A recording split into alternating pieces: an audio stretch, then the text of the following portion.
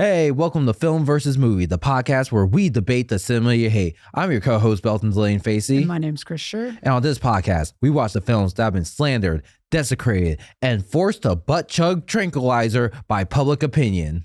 And one of us tells you why it's actually pretty good. And the other one's going to tell you why it's a steaming pile of crap. And if you like the podcast, be sure to like and follow us on whatever platform you listen to us on. Give us 5 stars. And if you have a movie you think we should debate, the submission link is in the episode description, as well as all our social bios. Now, today's movie that we're debating is Operation Dumbo Drop, Disney's kid-friendly Vietnam War movie.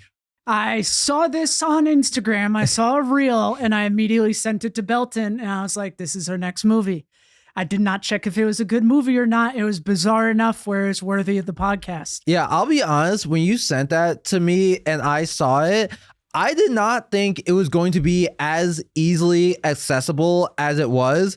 I thought this was going to be a movie that Disney wants to bury, make sure as few people see it as possible. But no, it's right there on Disney Plus. I also thought that this was a Dumbo sequel. And I thought that they were dropping in Dumbo to like entertain the troops and it went awry. Like one of those like party characters in costume. No. Well, Dumbo was a real elephant, right? I don't think so. No, in the movies. Well, yeah, I thought this was in a hypothetical Dumbo universe where Dumbo was such a hit at the circus, they signed Dumbo up for like a USO tour. And you think they did that movie in live action? Yeah. It was more interesting in my head, I'm not going to lie. I don't know why I'm questioning this. That actually makes just as much sense as the actual movie being made.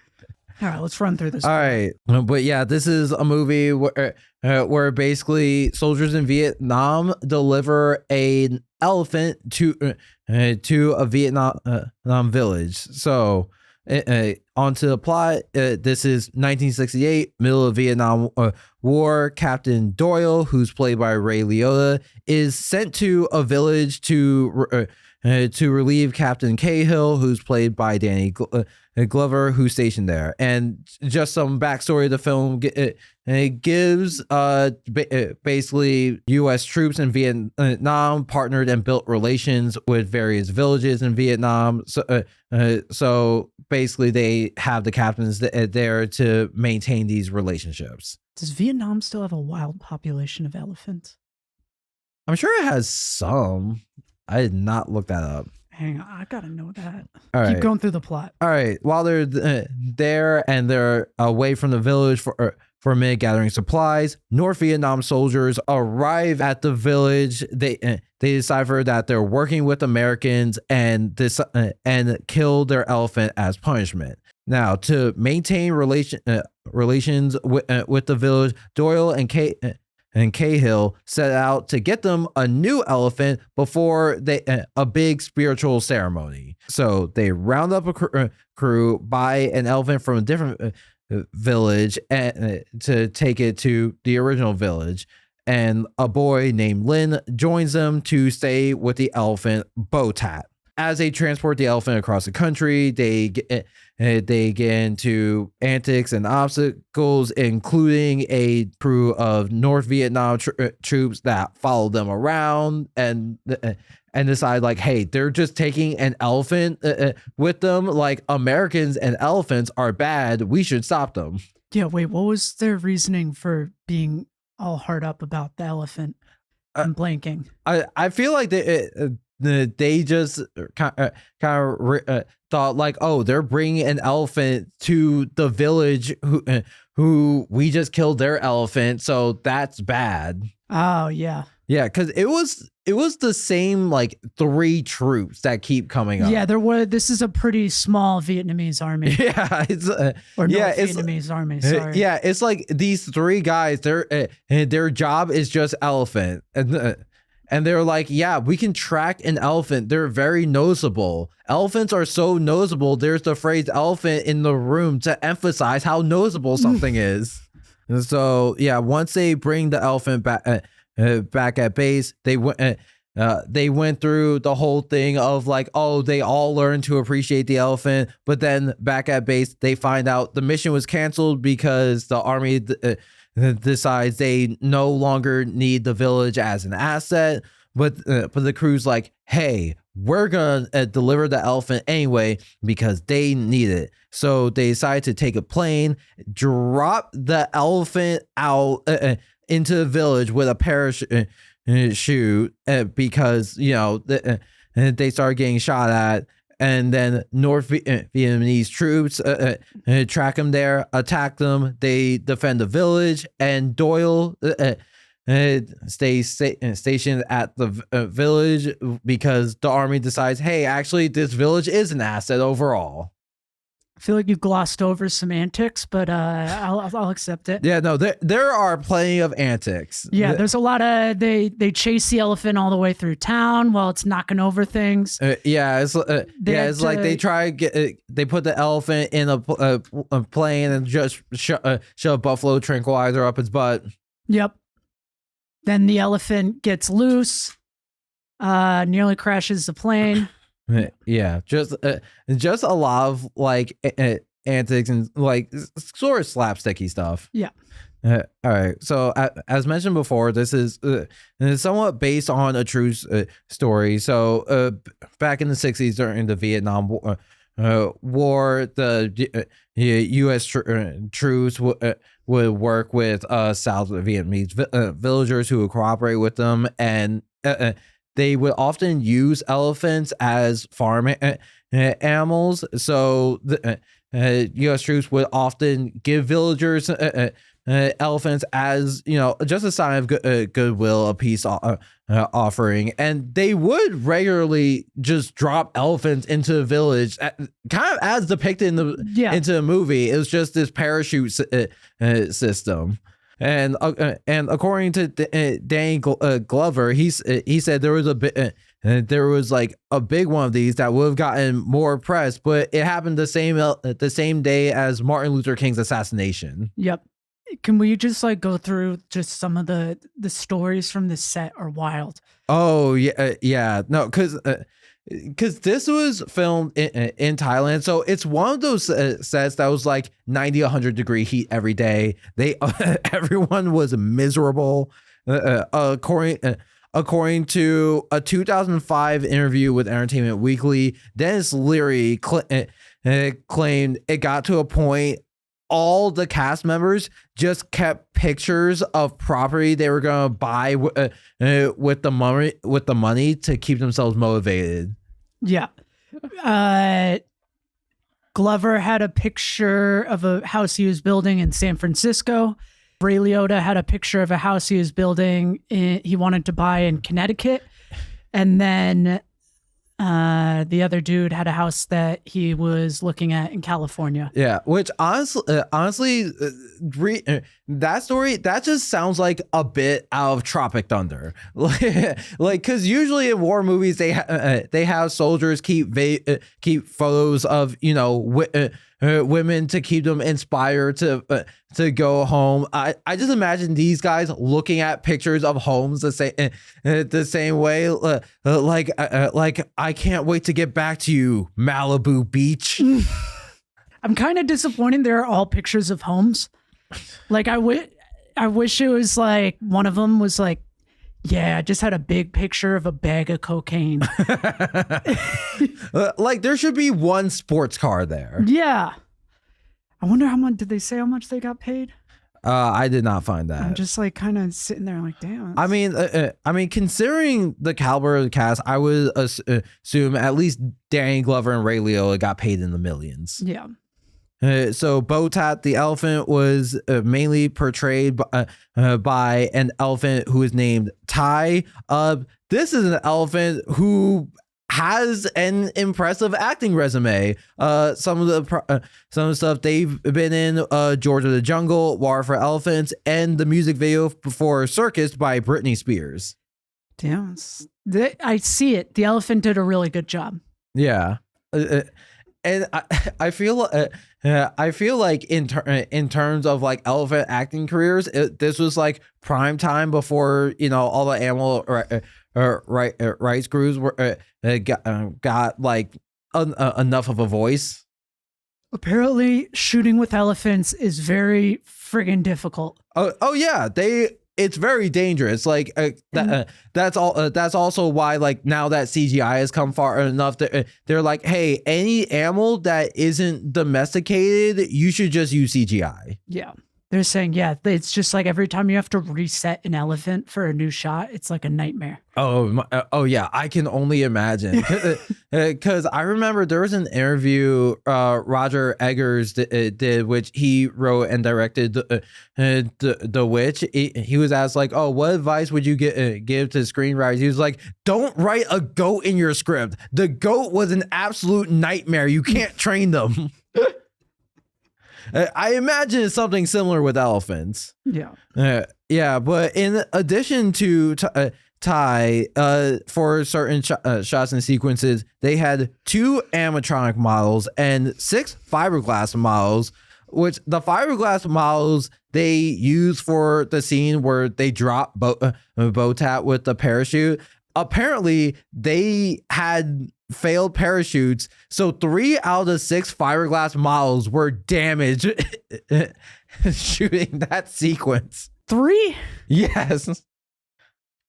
Yeah, that does. No, they should have figured that out. That's like a pretty straightforward system. Yeah, it's funny the thing about, because it's like, okay, 1, it's like, all right, we had a mishap, we'll fix it. 2, it's like, all right, that's weird. But after the 3rd one, it's like, all right, the stunt team really gotta get their shit together. Could you imagine if they ran out? Do you think if they ran out of fiberglass elephants, they would have been like, all right, Botat, get ready?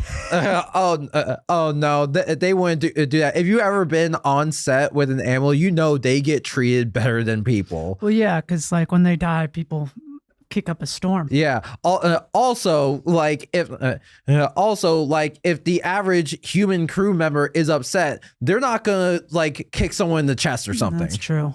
So this was directed by Simon Windsor, who also directed Free Willy.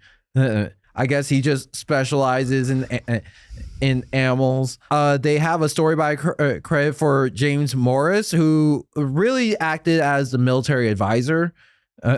But it was also written by Gene Quintano, who wrote a bunch of Police Academy sequels and Loaded Weapon 1, which is National Lampoon's Lethal Weapon parody. And it was also written by Jim Kauf, who wrote National Treasure, and he was the showrunner for the TV series Grimm. Operation Dumbo Drop came out July 28, 1995. On a budget of $24 million, it made $24.6 million at the box office. It currently stands at 5.2 out of 10 on IMDb and a 26% on Rotten Tomatoes. That had to be people who are very passionate about the Vietnam War. That was not a 22% movie. Yeah, I mean, 55 seems fair. I mean, so this is something to keep in mind. In 1995, there were far fewer like critics who would be considered for like Rotten Tomatoes. I guess after the fact. So yeah, because from what I saw, the reviews were more mixed.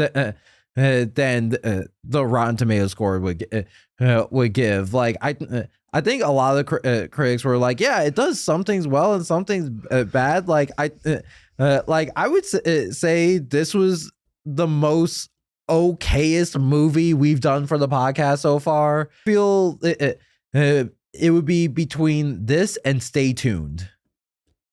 The spy one with the woman who plays Gwen Stacy.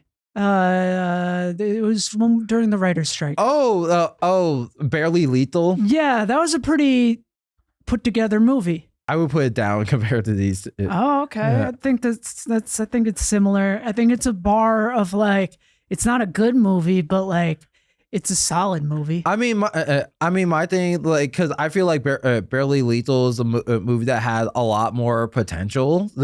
Whereas like with Operation Dumbo Drop, I was like, okay, this is a movie where everyone showed up did their job and went home. Yeah. The Bad Batch? That was incoherent. I feel like The Bad Batch is just a lot more experimental. It's hard to place. All right. Well, now it's time for our opening statements. Chris will be defending the film and I will be attacking. I'll start it off. Say what you will about trivializing the Vietnam War. This was a film with heart, a big old elephant heart. It's solid all around. It's a kid's movie that will keep parents entertained. Should have been seen by more people. Have you ever read about the Vietnam War and thought this would be a great family comedy? You probably haven't because you know what a child is, but that didn't stop Disney from adding Operation Dumbo Drop to its catalog. The weird mix of attempted humor, serious work, and ignoring the atrocities around it made it a great watch for none of the family. All right, before we get into this, I just am pitching some other movies in a similar vein. Flipper fights in the Cold War. Goofy stops 9/11. Air Bud joins the Air Force. I feel like that's an Air Bud spinoff already. No, because there's the spinoff of Air Buddies, and like they do all this crazy stuff. I wouldn't be surprised if there was an Air Buddy that's just like, yeah, we have guns now. Just to they didn't show any of the really bad stuff going on in the Vietnam War, but at no point did they make the statement that America being in Vietnam was good for Vietnam. Yeah, they didn't make the statement that was good for Vietnam. They also didn't make the statement anything against it. Like it very much tries to stay neutral and still depict Americans as the good guys, which is still very much like military propaganda. I don't know. Ray Liotta explicitly says to him, he was like, you just want to do something good because you've done a lot of good in your military career, and now you feel like it's getting thrown aside in this war. Which, that is it's not overtly critical, but it is a critical statement. Yeah, it's critical, but it's not like that. That's a point they stay hard on. They don't get into any bits of oh, what's the bad stuff, and I think that it gets into a big problem with this movie. It just has no target audience. Yeah, there isn't there's not going to be any kid that where a live action movie about Vietnam is going to appeal to them. It doesn't take the war seriously for adults, because you also have to remember this is 1995. If you're and the thing with kids movies is parents have to take their children to them. And if you're 30 or 40 years old in 1995, there's a good chance you or one of your parents knew someone who was drafted. So it might feel ridiculous. I'm not sure if you really want to see something that might trivialize the Vietnam War. Yeah, that's fair. Yeah, it is a pretty bizarre fucking movie. I understand that it's a great story, but it's just a very bizarre movie. I wish I could have been in when they pitched it. They're like, yeah, no, the book sold really well. And they're like, oh, it's a movie about elephants in Vietnam. And they're like, no, it's a kid's movie. We're going to make it only for kids. Yeah, I think there's would be a very interesting war movie about the logistics of trying to make allies overseas and the lengths you go to do that, and how unconventional you may get. Because from the American standpoint, that's really stupid, but they still did it. So I think that's sort of an interesting idea. Yeah, and I think with this is it's I think once you decide it's kid friendly, you just can't say much about the Vietnam War simply because oh, that's going to turn kids away, and there aren't too many parents who want to take their kids to what they think is just going to be a fun movie, and then they suddenly have to explain serious subject matter. You're look, the Tet offense. Yeah. Yeah, because like I was trying to think of like examples where it's done well, but I could only think of like fantasy franchises, like I would say like Avatar: The Last Airbender is something that's like made for a young audience, but also like introduces serious concepts. Well, the other thing is Vietnam was very complicated. Yeah. There's just like a lot of shit going on that I don't know if you could uncomplicate it for a young audience. Yeah, and it's definitely a lot for what was this, a 100-minute movie. It's too bad that this didn't happen during World War II. This will be a perfect movie if they were airdropping elephants during World War II. Well, yeah, because I mean, I feel like Hollywood loves to make World War II movies because that's the last war America was involved in, where America was actually on the right side. But that's a modern idea. There's a lot of following World War II. It wasn't like a total sentiment, but it kind of got glossed over. And then Saving Private Ryan was a very explicit choice to make it seem very like put it back in the spotlight for people our age, essentially. Yeah. Well, the thing is, Saving Private Ryan was also like took war very, very seriously. Like they deliberately did not glamorize it. Yeah. I think it was accurate. I think they did a good job portraying that no one was interested in dealing with shenanigans in the Vietnam War. The pilots are like, no, we're going to kill the elephant. And they're like, no, we got orders. And they're like, no, we're going to shoot the elephant in its fucking face and move on with our lives. Yeah, except for the end where the elephant's falling and the North Vietnam soldier refuses to shoot it. It's like, why didn't you kill the elephant? It's just like, I can't shoot a flying elephant. It's just like, you just shot one that was standing. I don't see what the big difference was. Well, he's like, I didn't come to Vietnam. I didn't join the war to kill elephants. Which, like, fair. Yeah, I mean, I think that might be a line for me too. I do feel like that was his job though. Like all we see of him is killing an elephant, tracking down an elephant, and then trying to beat up a village for having an elephant again. I thought his job description was just the anti-elephant regime. I like that they accurately depicted the fact that there would be French people in Vietnam, just like doing shenanigans during the war. Oh yeah.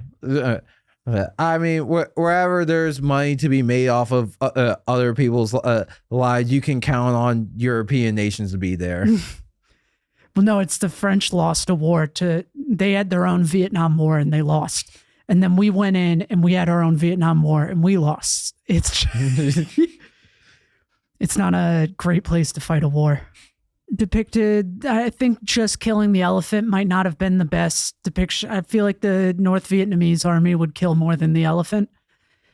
You might not have been able to depict it on screen, but you could have just shown less people. I mean, I also feel like that goes back to, this, like, having to keep kids in mind, because like I feel like you have to be careful with how graphic you make it, because I mean, as is, like, you could show less people on screen, but I don't think anyone would put it together that like people are dead unless there's something to show like, oh, they carry away bodies, or you see bodies lying around. Not a good depiction of the Ho Chi Minh Trail. I don't know enough history about that to say it was good or not. Well, it's just it was like people just carrying shit around all night. Yeah, I mean. Yeah, and I mean, like, I don't know how like historically accurate they are, but I do, but it was, but it's like they found new places to just like have different shenanigans. I just wish is like, oh, they actually like depicted those places and added like more nuance, because it did just feel like, oh, random town, another random town. Yeah, I mean, realistically, there should have been more bombed out stuff. I think they could have gotten around the fact that it was a kids movie. They just needed to show more like burned out wreckage. Yeah, like I think if this movie was animated, they could have done a lot more. Yeah, like because then it doesn't feel as much like real life. Because I think because when you said that, I thought of Mulan, where it's just like they're having this like fun musical number, and then suddenly stop on this burned down village. Yeah. Where it's like that's something where it's like or it's just like it's if they did that in live action, it would be horrific to show a child, but because it's anime, it's like you could have that serious moment. Yeah, I guess it was a long movie that there wasn't like a ton of action points. Yeah, I thought the dialogue was quippy, like their quips were good. I thought that Ray Liotta had a nice character arc of going from the rules-oriented guy to seeing the North Vietnamese people for being people to like realizing that he's going to get nowhere in this war if he's foolhardy or if he's just religious to the rules. I didn't see him as just like, I mean, I understand he was a big rule follower. I didn't see him as like not viewing Vietnamese people as people. I think he was just like, I just want to get the fuck out of here the whole time. Like, I think I kind of viewed it as when he was assigned to be with the village, he felt like he was just being taken out of action, and so he felt like that was an insult. Oh, I missed that. I thought the minor characters were good. The group of 5. We're a fun group of people. Oh yeah, no, Dennis Leary's character, spectacular. Like, oh yeah, because so his character, his main thing was like give him supplies, give him logistics, like a plane or whatever. So his whole thing was like, I'm supposed to be behind a desk. I'm supposed to get off tomorrow. Like I should be on my way to a beach right now. Yeah, because I feel like he had like a bigger arc than Ray Liotta's, because I feel like Ray Liotta, like at times it felt like he just learned to put up with everything, and like it didn't feel like he really built connections but I did feel that with Dennis Leary's character a lot more. And then I like the dude who's about to go home. Oh, Farley. Yeah. Yeah, and then like the kid that follows them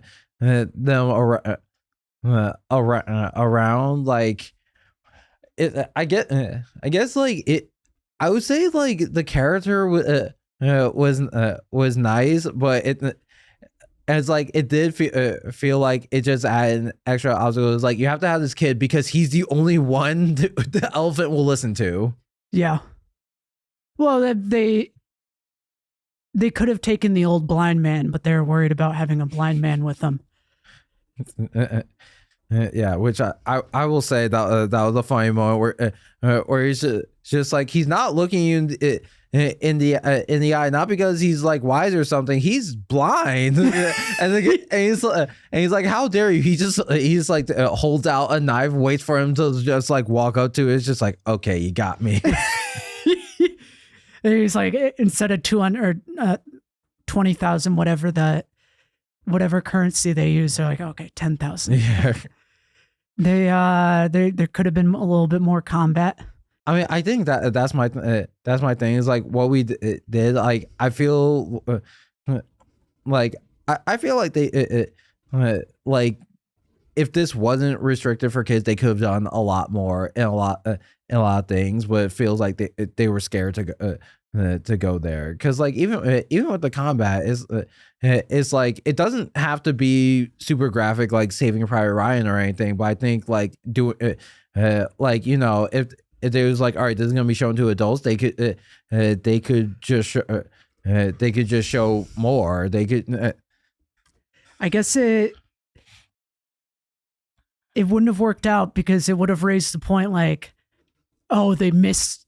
There's a firefight going on and somehow they don't hit the elephant. Like they go through the middle of a firefight and they like sneak by. I mean, it's also a plot point. That elephant was shot in the past multiple times and survived. Well, you can't deliver a shot up elephant and call it a nice deed. I don't know. I don't know. I think that that would have been like a clever obstacle they could have done well, where it's just where it's like, okay, in addition to fighting in Vietnam, we also have to transport this elephant. That's kind of what I thought it was going to be. I pictured Dumbo coming down from a plane in the wrong area. And so then a bunch of frontline soldiers have to bring it to the right area and protect its life. That's what I thought this movie was going to be. Wasn't unhappy. I still think it's a good movie, but like...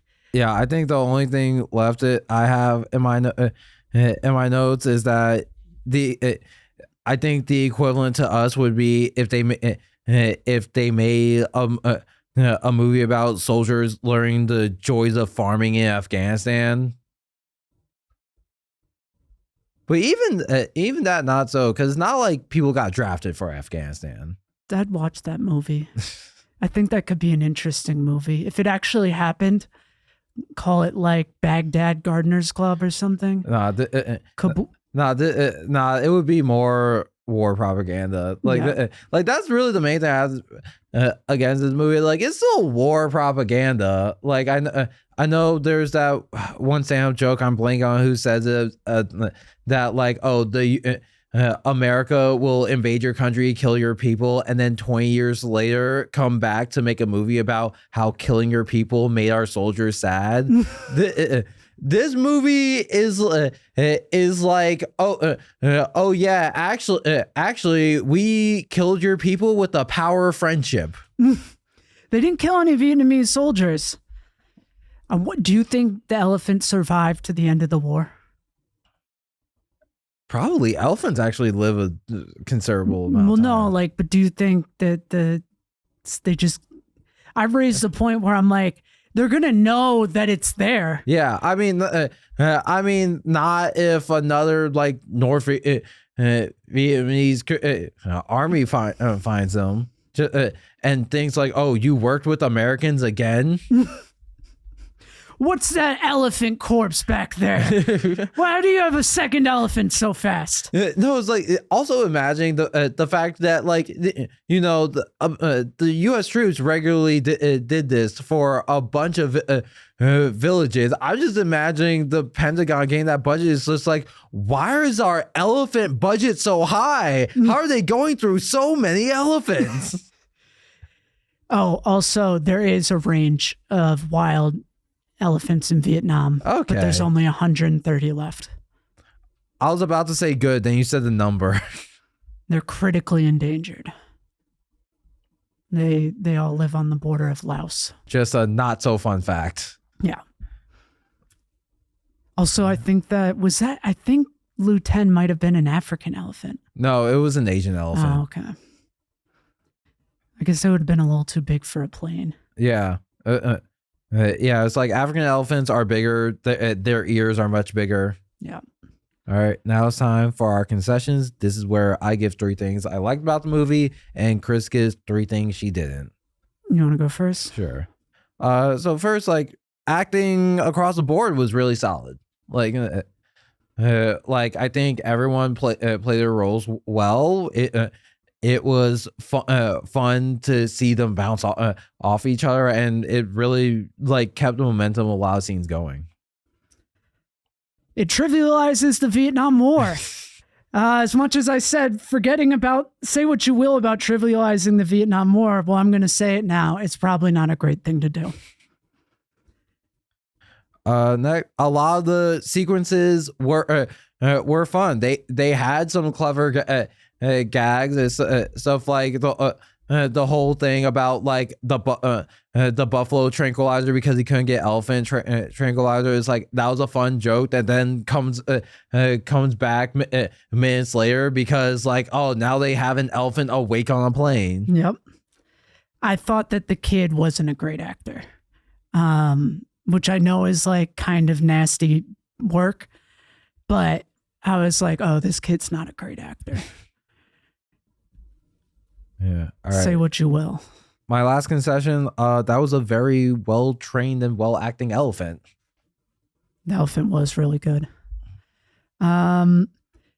They pulled this movie out of production and actually shot it. They pitched it, and then they had a bunch of production meetings about everything, and then they went all the way to Thailand or Vietnam. They shot it in Thailand. They went all the way to Thailand, and they actually shot it, which I don't know if they should have. Yeah, I just want... this is one of those movies where I just want to be in the pitch meeting for.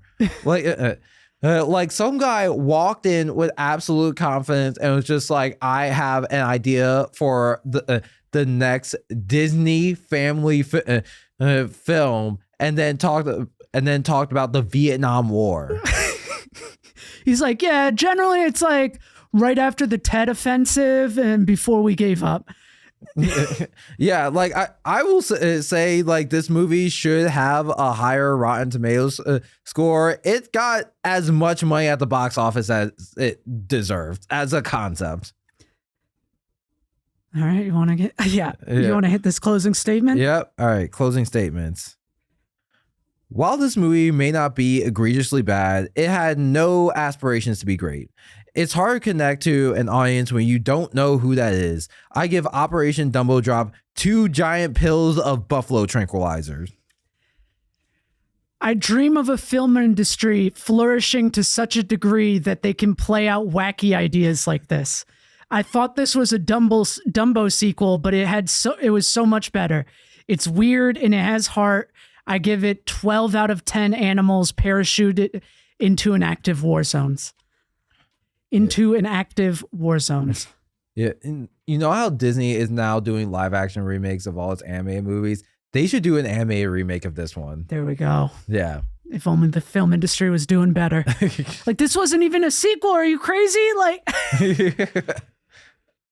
yeah. All right. Well, that's another episode of Film versus Movie. If you enjoy this, be sure to give us 5 stars and follow us. I'm Belton DeLaine-Facey. My name's Chris Shurr. And we will see you all next time.